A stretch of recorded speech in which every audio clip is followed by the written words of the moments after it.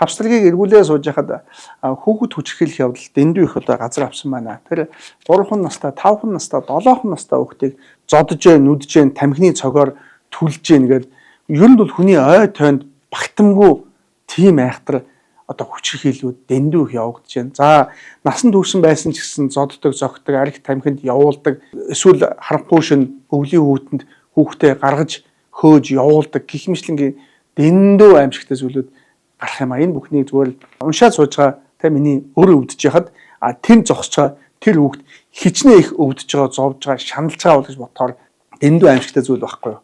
Тиймээс ер нь бол таны хүүхдийг амьдрал дээр заагнах, өвдгөх, үзэн ядах усуд хорвоогоор дүүрэн байгаа байхгүй юу. Тиймээс таны дэргэд л амар амгалан хүүхд чинь байх ёстой шүү дээ. Тийм учраас хүүхдүүдээ бол уурлаж биш, ухааруулж хэлж байх ёстой юм шиг байгаа. Тэд чинь өөрөө таны маргааш байхгүй юу.